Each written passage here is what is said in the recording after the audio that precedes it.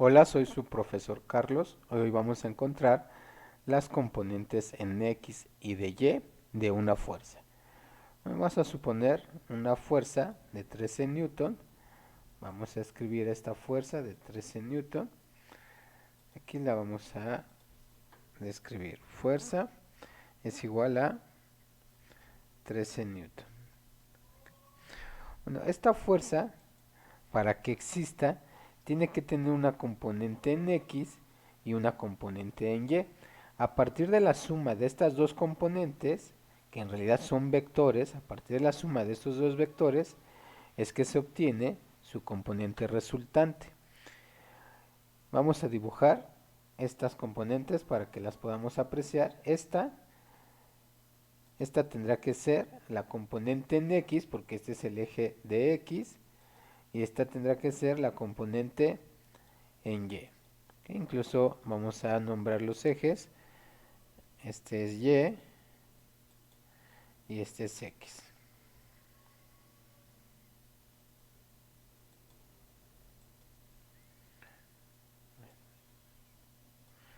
Ok, entonces, para encontrar el valor de esta fuerza en X y de Y, es necesario poner un triángulo rectángulo. Lo voy a dibujar para que lo puedan apreciar. Pero este es un triángulo rectángulo. Este es un triángulo rectángulo y además nosotros debemos de saber este ángulo. Este ángulo que es de, podemos encontrar el ángulo que acabamos de escribir, es de 22.62 grados. Vamos a hacerlo un poco más grande para que se pueda apreciar mejor. Ahí está. Pero también nosotros podríamos encontrar este ángulo. Vamos a ver si con este ángulo podemos encontrar estas fuerzas en X y en Y.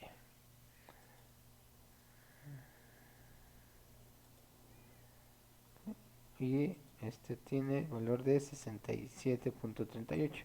Recuerden que la suma de esos dos ángulos nos tiene que dar 90 grados. Ahí está. Nosotros vamos a ocupar este ángulo, este verdecito. Ahorita vamos a ocupar este. Para encontrar esta componente en X hay que usar una función trigonométrica. Nosotros recordamos que este cateto, el que está pegado a un ángulo, va a ser el cateto adyacente a beta. Y este será el cateto opuesto a este ángulo, a beta. Si nosotros tenemos este ángulo, este que está acá arriba, entonces sería al revés, este sería el cateto adyacente, y este sería el cateto opuesto. Pero este triángulo se asemeja mucho al que nosotros tenemos, entonces para encontrar el cateto adyacente, tenemos que ocupar la función trigonométrica de coseno. Aquí está el cateto adyacente, es el valor que tenemos que encontrar. La hipotenusa la sabemos, es 13 newton. Entonces aquí la hipotenusa la pasamos multiplicando al coseno de beta y nos va a dar el cateto adyacente. Y ese cateto adyacente aquí se va a llamar la fuerza en X, que es su componente. Entonces esto va a ser igual a 13 newton.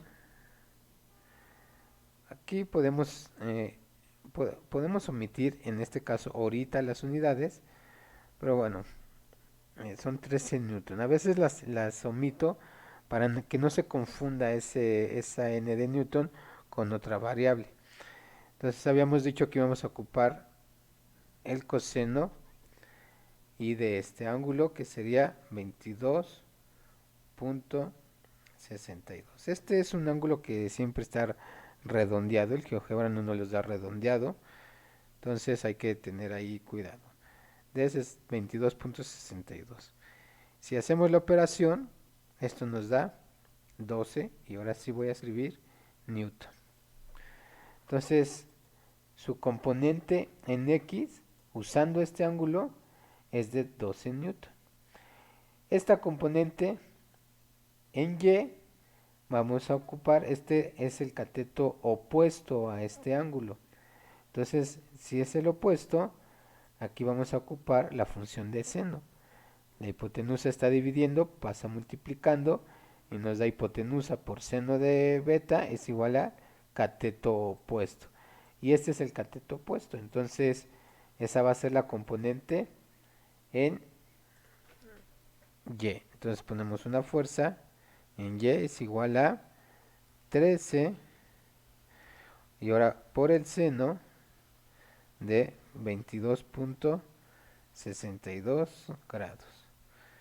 Y eso nos da 5 newton. Entonces así fue como encontramos la componente tanto en X como en Y. Ahora bien, vamos a tratar de encontrarlas, pero ahora usando este ángulo. Este ángulo. Por lo tanto, este triángulo, pues vamos a quitarlo. Ahora no vamos a ocupar ese, sino vamos a ocupar este triángulo.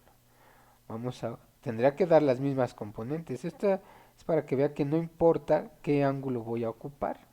Finalmente me tendrá que dar el mismo valor.